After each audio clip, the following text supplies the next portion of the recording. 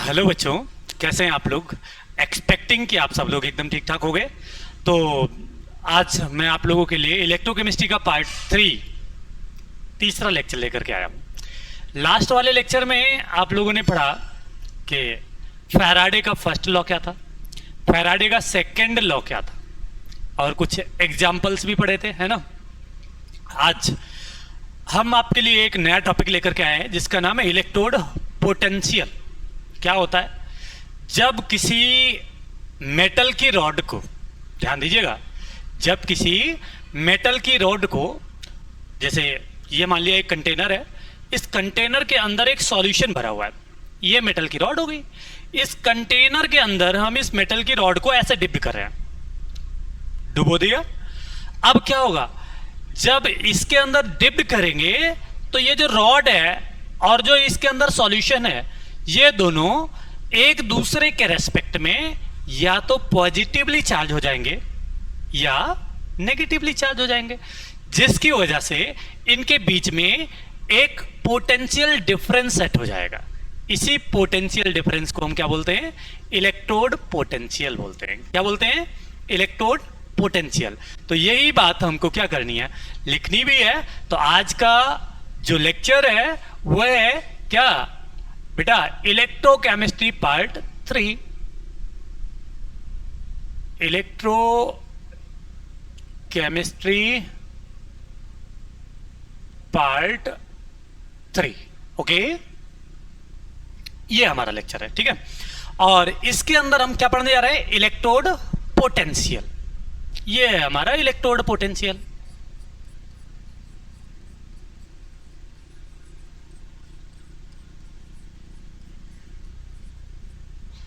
क्या होता है ये इलेक्ट्रोड पोटेंशियल, मैंने बोला, कुछ तो बोला क्या, कि when a rod of metal dipped in their own solution, ठीक है, ये लिखते हैं, व्हेन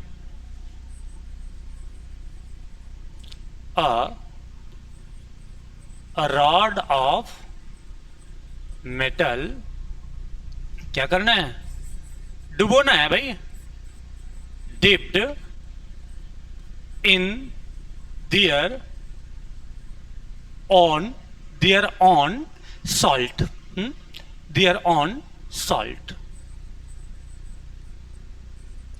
उसके जैसे मान लो मैंने जिंक की रॉड ली थी, तो जिंक सल्फेट का ही सॉल्यूशन होना चाहिए या जिंक क्लोराइड का ही सॉल्यूशन होना चाहिए। यानी यहां पर जो रॉड थी और जो सॉल्यूशन था वो सेम मेटल का होना चाहिए, वो सेम मेटल का होना चाहिए, ठीक है।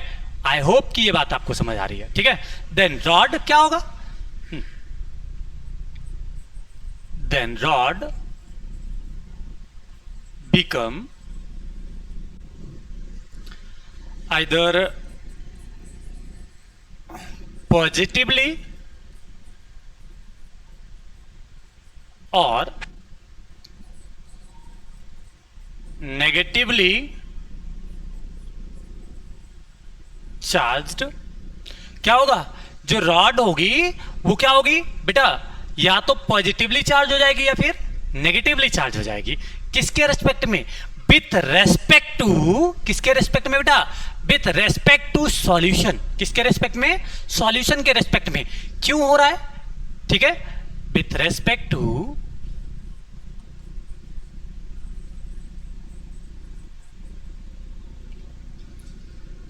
सॉल्यूशन। अब ऐसा जब हो रहा है तो क्या हो रहा है भाई, रॉड जो हुई या तो पॉजिटिवली चार्ज होगी या फिर नेगेटिवली चार्ज होगी। तो ऐसा होने से हुआ क्या, ऐसा होने से हुआ क्या, ये तो बताना है आपको। देन इसकी वजह से एक पोटेंशियल डिफरेंस सेट हो गया। इसकी वजह से क्या हुआ, ड्यू टू विच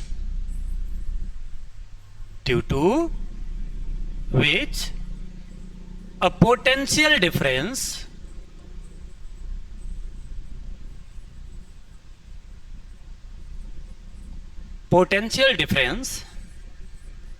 सेटअप, किसके बीच में बेटा, रॉड और सॉल्यूशन के बीच में। हाँ, किसके बीच में, रॉड एंड सॉल्यूशन।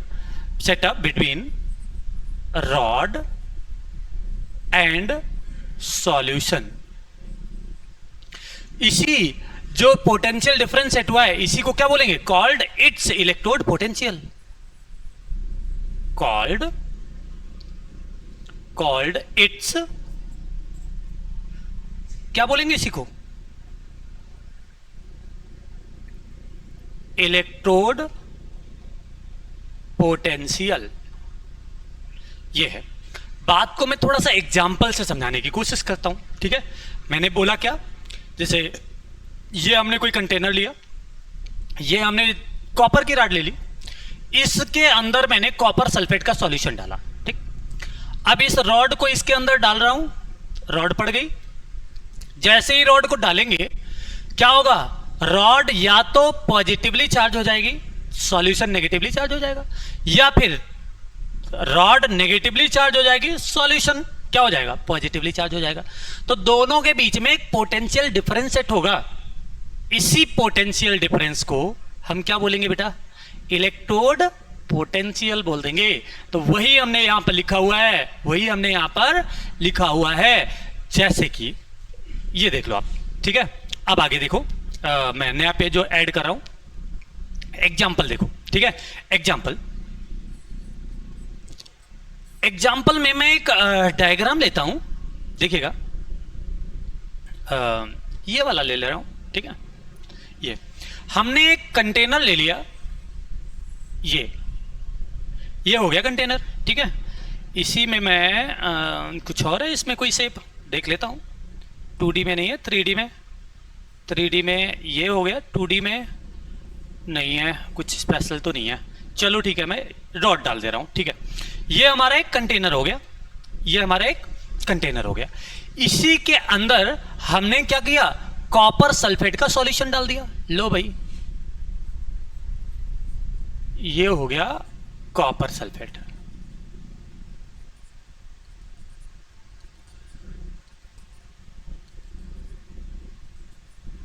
ये सॉल्यूशन किसका है बेटा?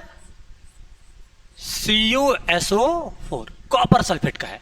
अच्छा, कॉपर सल्फेट का जो सॉल्यूशन होगा ना बच्चे, उसमें जो कॉपर आयन होंगे वो कैसे होंगे? Cu2+ आयन में आयोनाइज होंगे, है ना? क्या होगा इसमें? Cu2+ आयन में आयोनाइज मिलेगा कॉपर, और सल्फेट आयन SO4-2 आयन में ऐसे मिलेगा आयोनाइज, ठीक है? अब इसमें हम क्या कर रहे हैं? ये रॉड डाल दे रहे हैं, ये रॉड डाल दी हमने एकदम से, ये डाल दी, ये थोड़ा सा कलर वलर भी कर दे रहे हैं, आप भी कर लेना अच्छे से जिससे दिखे, है ना? एकदम ये एक बढ़िया सी अच्छी सी एक रॉड डाल दी हमने। ये लो भाई, रॉड पड़ गई, है ना? इसी के अंदर ये रॉड किसकी है भाई? ये कॉपर की रॉड है। ये किसकी रॉड है बेटा? ये रॉड हो गई हमारी कॉपर की। ये लो भाई, बन गया, ठीक है? ये रॉड हो गई कॉपर की, Cu रॉड है, हाँ? ये अब जैसे ही हमने कॉपर सल्फेट के सॉल्यूशन में कॉपर की रॉड डाली तो क्या हुआ बेटा? Cu रॉड जो थी, Cu2+ आयन में टूटी, 2 इलेक्ट्रॉन निकले, और ये इलेक्ट्रॉन जो थे ना बेटा, ये मूव कर गए सॉल्यूशन के अंदर। कहां पर घुल गए? सॉल्यूशन के अंदर चले गए। तो बेटा इसमें से इलेक्ट्रॉन गया है, इसलिए रॉड कैसे चार्ज हो जाएगी? पॉजिटिवली चार्ज हो जाएगी। रॉड क्या हो जाएगी? पॉजिटिवली चार्ज हो जाएगी। अब सुन, ये Cu2+ आयन ये जो इलेक्ट्रॉन दे रहा है ना, वो एक्सेप्ट कौन करेगा? ये वाला जो कॉपर 2+ आयन था। यानी सॉल्यूशन के अंदर प्रोसेस कौन सी हो रही है? देख भाई, ये हो जाएगा Cu2+ आयन प्लस ये वाला जो इलेक्ट्रॉन था ना, इसने क्या करा? एक्सेप्ट कर लिया। इलेक्ट्रॉन एक्सेप्ट करेगा तो बनेगा क्या? Cu, और ये कैसा? सॉलिड। अच्छा, इसको लिखेंगे एक्वस। क्या लिखेंगे? एक्वस। तो बेटा ये Cu2+ आयन एक्वस था, यहां पर सॉलिड में रिलीज हो गया। अब आपने रेडॉक्स रिएक्शन में पढ़ रखा है बच्चे, इलेक्ट्रॉन का जुड़ना रिडक्शन कहा जाता है, और इलेक्ट्रॉन का निकलना ऑक्सीडेशन कहा जाता है। तो यहां पर इलेक्ट्रॉन क्या हो रहा है? जुड़ रहा है, और इस प्रोसेस को हम बेटा बोलेंगे क्या? रिडक्शन। क्या बोलेंगे? रिडक्शन। क्या बोलेंगे बेटा? रिडक्शन। तो अब मैं कह सकता हूं therefore if reduction is takes place, अगर रिडक्शन हो रहा है then rod become positively charge and work as, बेटा पॉजिटिवली चार्ज वाले को हम यहां पर बोल क्या रहे हैं, इसी को बोल रहे हैं कैथोड बोल रहे हैं। क्या बोल रहे हैं बेटा, कैथोड। तो बेटा rod become positively charge and work as कैसे, कैथोड। तो यही बात हमको लिखना है, therefore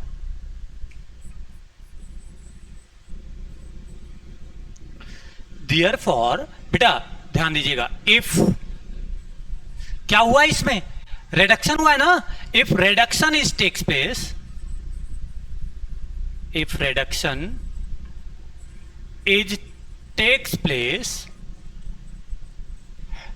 is takes place then rod क्या हुआ, then rod become positively charged। Rod क्या हुई, पॉजिटिवली चार्ज हो गई एंड वर्क एज कैथोड। ये किसकी तरह काम करने लगी, कैथोड की तरह काम करने लगी। अब सुनो, अगर बच्चे हमारे रिएक्शन में रिडक्शन रिएक्शन हो रहा है तो हमारा जो इलेक्ट्रोड पोटेंशियल है ना उसको क्या बोलेंगे, रिडक्शन इलेक्ट्रोड पोटेंशियल बोलेंगे। तो यही बात हमको लिखनी भी है, ठीक है। ऐड कर लेते हैं एक पेज और, या इसको पहले छोटा कर लेते हैं, इसी में एडजस्ट कर लेते हैं, ठीक है। सुनो बेटा, कहने का मतलब ये है, ये हो गया, थोड़ा छोटा हो जाए, थोड़ा सा भाई, थोड़ा सा बस इतनी सी बस। नाउ कहने का मतलब क्या है बेटा, अगर रिडक्शन इज टेक्स प्लेस, अगर हमारा क्या हो रहा है, रिडक्शन हो रहा है, तो इफ, ये इंपॉर्टेंट पॉइंट, हाँ, रिडक्शन इज टेक्स प्लेस, अगर क्या हो रहा है बेटा, रिडक्शन ही हो रहा है, देन रॉड भी, तो क्या होगा बेटा, रिडक्शन अगर हो रहा है तो इलेक्ट्रोड पोटेंशियल को क्या बोलेंगे, देन इलेक्ट्रोड पोटेंशियल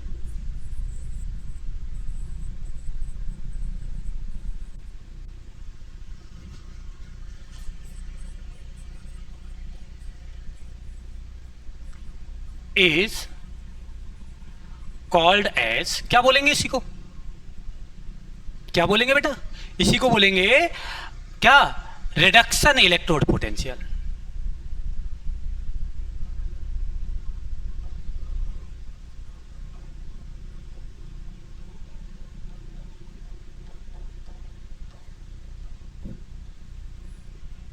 इसी को क्या बोलेंगे, रिडक्शन इलेक्ट्रोड पोटेंशियल। बार बार मैं इसी को शॉर्ट में लिखूंगा R E P.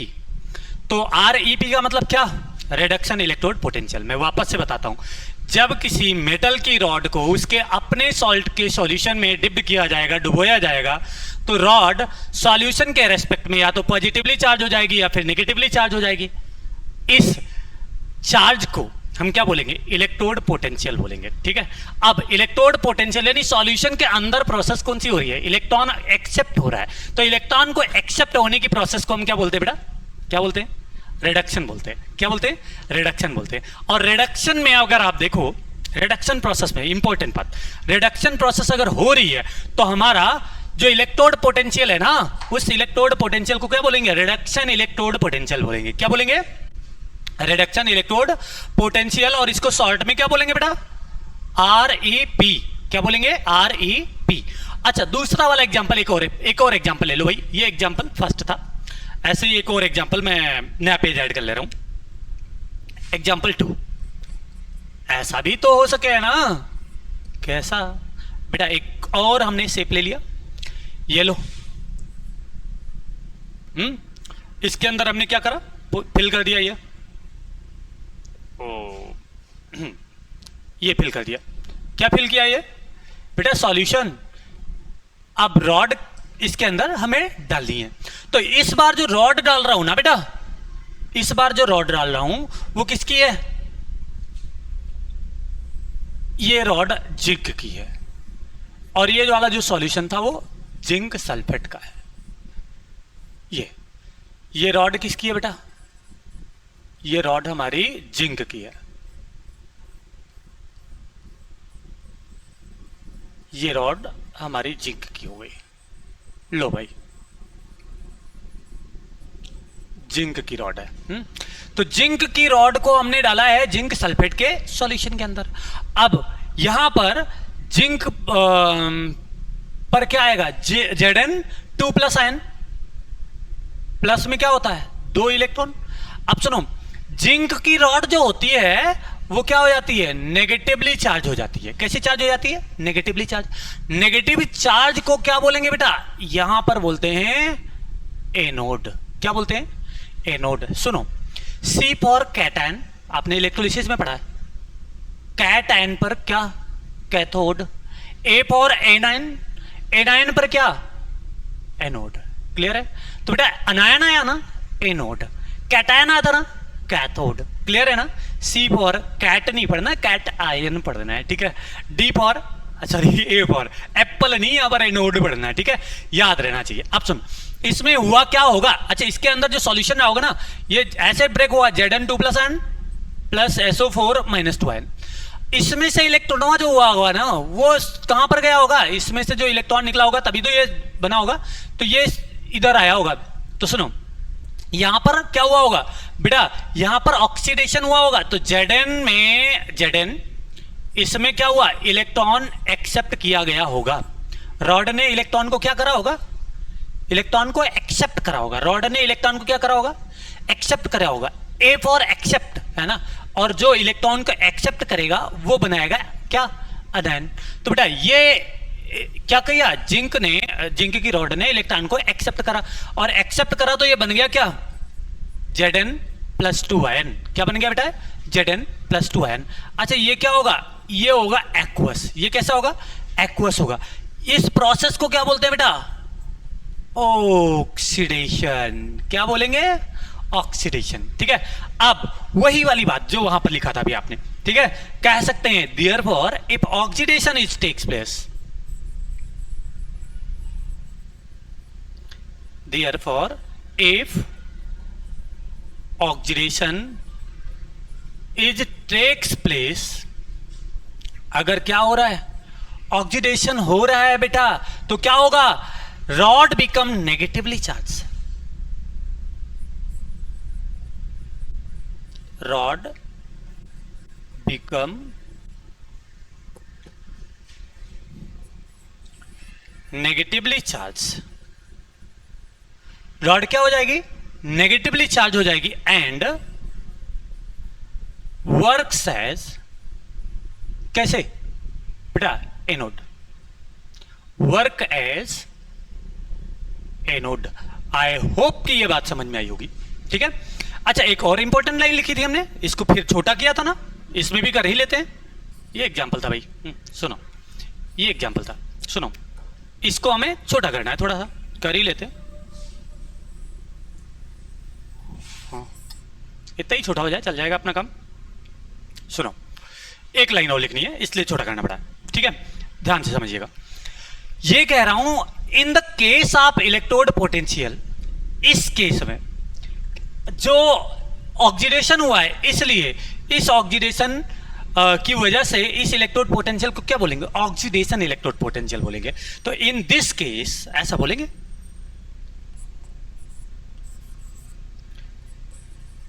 In this case electrode potential is called as, क्या बोलेंगे, ऑक्सीडेशन इलेक्ट्रोड पोटेंशियल। क्या बोलेंगे, ऑक्सीडेशन इलेक्ट्रोड पोटेंशियल। क्या बोलेंगे बेटा, ऑक्सीडेशन इलेक्ट्रोड पोटेंशियल। अब ये जो सारी घटनाएं हो रही है ना बेटा, ये अगर स्टैंडर्ड टेम्परेचर पर हो जाए, किस पर, स्टैंडर्ड कंडीशन पे हो जाए, ऐसा बोल दो, ठीक है, तो इसको क्या बोलेंगे, स्टैंडर्ड इलेक्ट्रोड पोटेंशियल बोल देंगे। क्या बोल देंगे, स्टैंडर्ड इलेक्ट्रोड पोटेंशियल। यानी कि डेफिनेशन में थोड़ा सा चेंज करना है। क्या, if rod of metal dipped in their own salt solution at 25 degree Celsius, भाई ये क्या होता है, स्टैंडर्ड टेम्परेचर होता है 25 degree Celsius, and 1 atm pressure, then rod become either positively or negatively charged with respect to solution, and obtained electrode potential is called as standard electrode potential. लिखना है, important है बोर्ड के लिए, बहुत ज्यादा important है बोर्ड में। Standard electrode potential, इसकी डेफिनेशन जरूर पूछी जाती है, ठीक है। हिंदी में बोलते हैं क्या, मानक इलेक्ट्रोड पोटेंशियल, मानक इलेक्ट्रोड विभव, ये बोलते हैं। यही बात लिखते हैं, एक बात ये है बेटा, हेडिंग है स्टैंडर्ड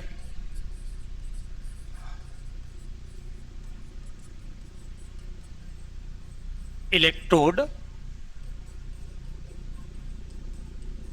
पोटेंशियल, SEP। सुनो, when a rod of metal dipped in their own salt solution, यही तो उसमें भी लिखा था, ये यहां पर चेंज है थोड़ा, at 25 degree Celsius and 1 atm pressure, ये चेंज हुआ है, केवल इतना चेंज हुआ है, मैंने इसीलिए हाईलाइट भी कर दिया, ठीक है। Then rod become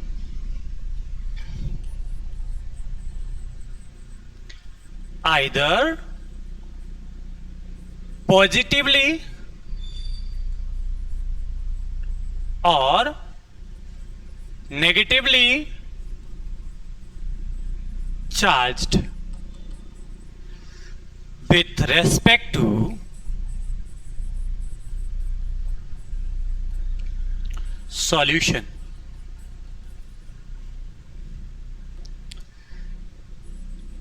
and a potential difference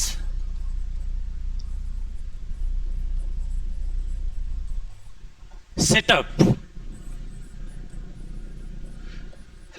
कहां पर, between rod and solution is called as, इसी को क्या बोलेंगे, standard electrode potential, standard electrode potential, इसी को क्या बोल देंगे, स्टैंडर्ड इलेक्ट्रोड पोटेंशियल।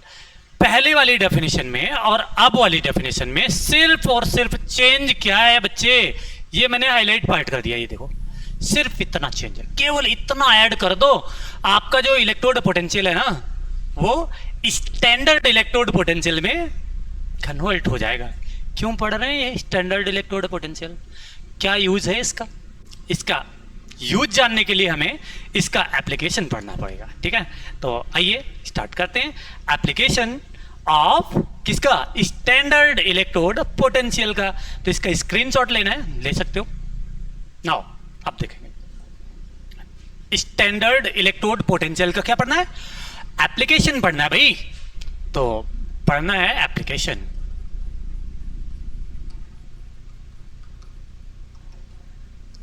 क्या यूज है हमारी लाइफ में, है ना। तो पहला एप्लीकेशन क्या बेटा, हाँ एक बात और बेटा, जो इलेक्ट्रोड पोटेंशियल था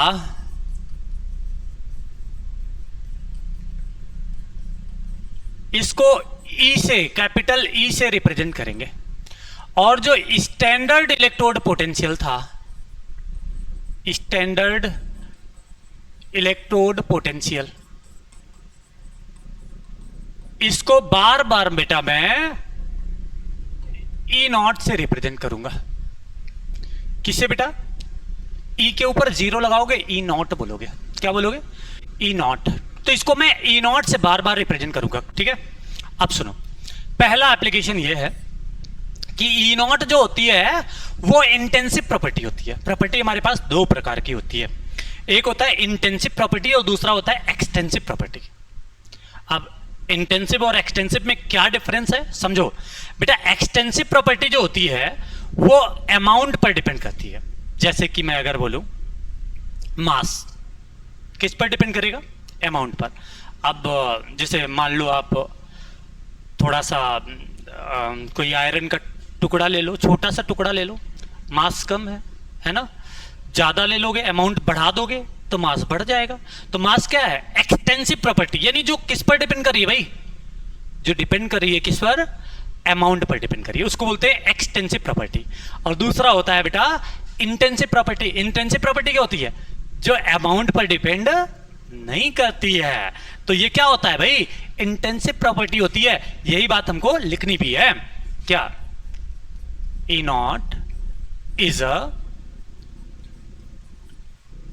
इंटेंसिव प्रॉपर्टी। मैं लिख दे रहा हूं यहां पर हाईलाइट करके। हाँ, इंटेंसिव प्रॉपर्टी का मतलब ध्यान से समझिएगा, मैं इसको हाईलाइट करके लिख दे रहा हूं। इंटेंसिव प्रॉपर्टी मींस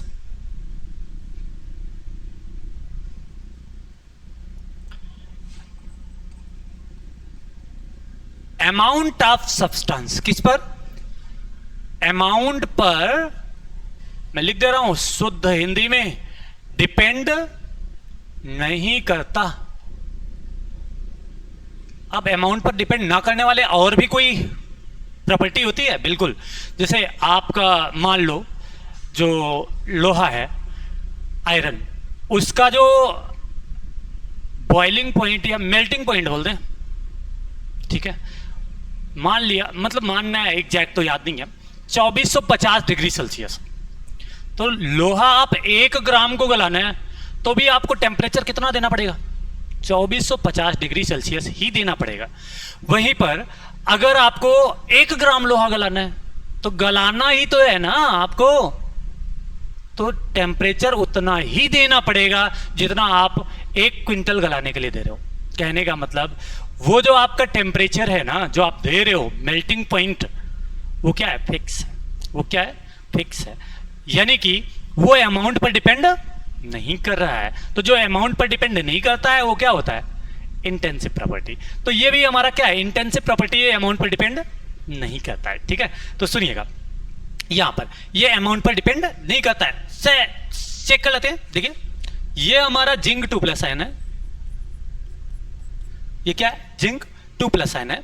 बेटा जब भी हम लिखेंगे प्लस या माइनस, कोई सिंबल लगाएंगे ना इलेक्ट्रॉन को छोड़कर, और किसी भी एलिमेंट का या कोई भी आयन का, तो वहां नीचे एक्वस जरूर लिख देंगे। ठीक है, अगर नहीं लगा रहे हैं कोई प्लस या माइनस तो सॉलिड लिखेंगे। ठीक है, तो बेटा इसमें 2 इलेक्ट्रॉन हमने क्या करे?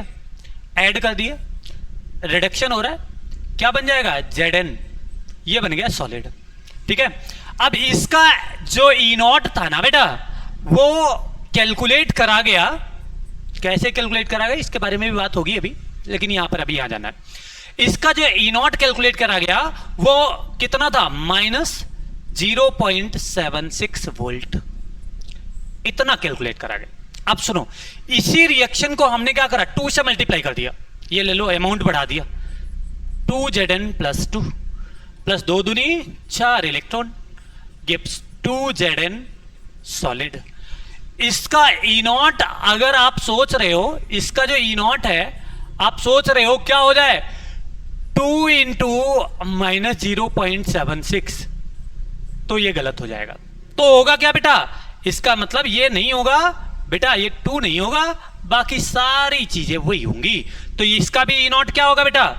इसका भी ई नॉट -0.76 वोल्ट ही होगी।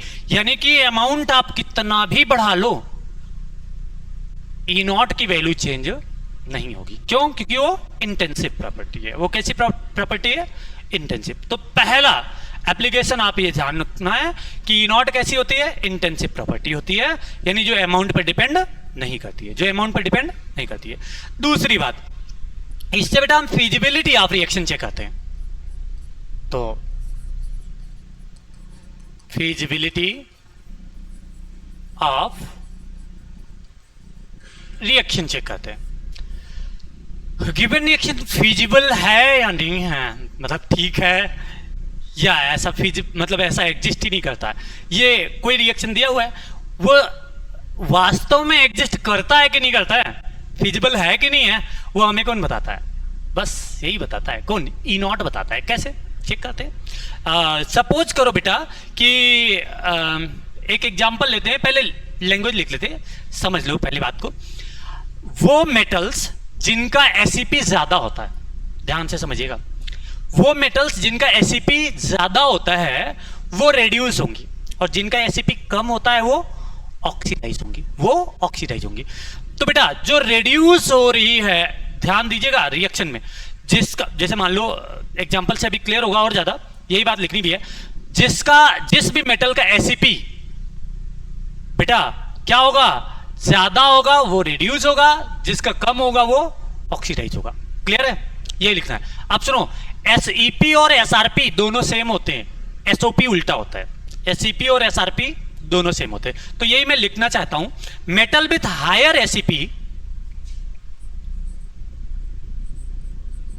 मेटल विथ हायर एसईपी और एसआरपी, बेटा एसईपी लिखो या एसआरपी, लगभग उनके डेटा सेम होते हैं, ठीक है। SRP get reduced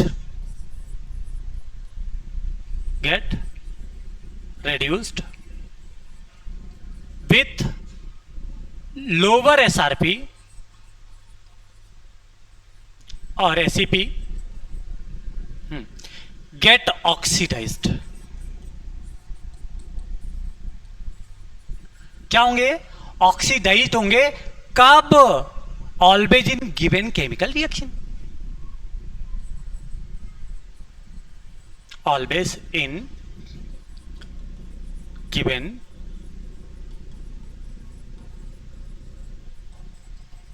chemical reaction. अब सुनना, ध्यान से समझना, मैं ये कहना चाहता हूं, 3 मेटल दिए हुए हैं। एक क्वेश्चन, मैं थोड़ा सा इसको पहले छोटा कर लेता हूं जिससे कि क्वेश्चन पूरा आ जाए और आपको ये पूरी बात समझ में भी आ जाए, है ना। ये लो, आ जाओ भाई, थोड़ा सा ऊपर आ जाओ। हाँ नाउ थोड़ा सा ऊपर आ जाओ आप लोग। Yes yes yes yes, please come on come on come on. Yes now perfect. अब सुनो बेटा, दिया हुआ है एक क्वेश्चन है, ये क्वेश्चन है,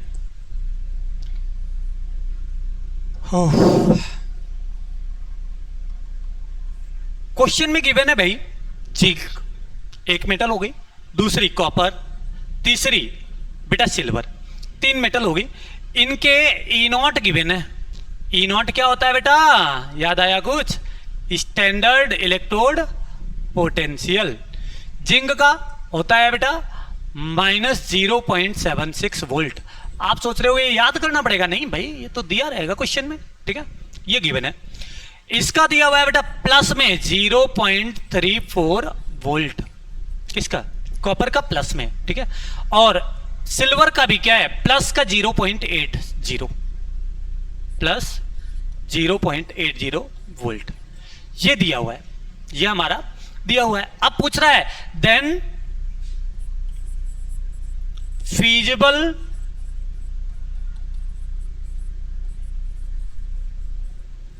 रिएक्शंस आर, ऑप्शन दिया हुआ है भाई, ए बी सी और डी, 4 ऑप्शन है। तो पहला वाला भाई ऑप्शन को आप ध्यान से देख लीजिएगा, अदरवाइज, और हर एक ऑप्शन को आप चेक करिएगा प्रॉपर्ली, ठीक है। तो सुनिएगा बेटा, ऑप्शन को ध्यान से देखिएगा और सुनिएगा।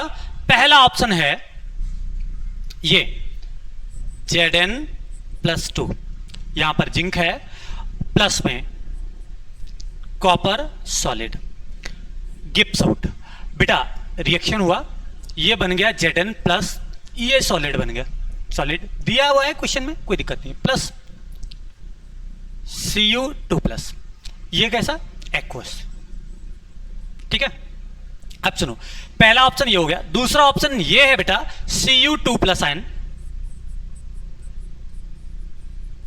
ये एक्वस है, प्लस दूसरा क्या दिया हुआ है बेटा, ये एजी, ये सॉलिड है। और प्रोडक्ट में क्या दिया हुआ है भाई, कॉपर सॉलिड है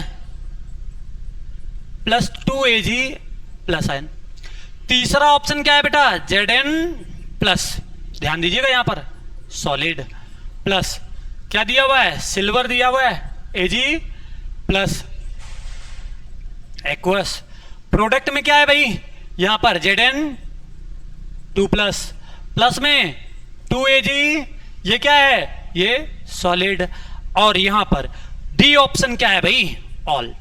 कौन सा रिएक्शन सही है, कौन सा सही नहीं है, कौन सा फिजिबल है, कौन सा फिजिबल नहीं है। तो सुनो, हम पहले एक एक रिएक्शन को डिस्कस करते चल रहे हैं। इसमें हमारी दो मेटल इन्वॉल्व हैं, जिंक और कॉपर। तो जिंक और कॉपर ये दो मेटल इन्वॉल्व हैं, ये और ये।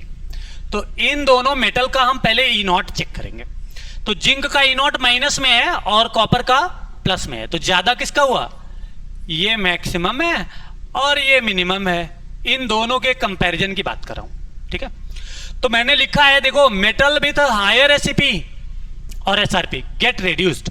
तो ये रेड्यूस होनी चाहिए, हायर वाली कौन सी बेटा, ये वाली रेड्यूस होनी चाहिए। यानी कॉपर का क्या होना चाहिए, रिडक्शन होना चाहिए। तो देखो कॉपर का रिडक्शन हो रहा है। एक चीज पहले चेक कर लो, कॉपर की ऑक्सीडेशन नंबर यहां पर 0 है और यहां पर कितनी हो जाएगी, +2। तो ये तो ऑक्सीडाइज हो रहा है भाई, यानी ये ऑप्शन तो एलिमिनेट करो फटाफट, भगा दो इसको, ठीक है। दूसरा बेटा, पहला ऑप्शन तो निकल गया, ये गलत हो गया। दूसरा ऑप्शन को देखो बेटा, कॉपर और एजी है, कॉपर और एजी में एजी का ज्यादा है तो एजी रेड्यूस होना चाहिए। तो देखो एजी का 0 है इधर और इधर कितना है, +1। ये भी ऑक्सीडाइज हो रहा है तो एजी रेड्यूस होना चाहिए।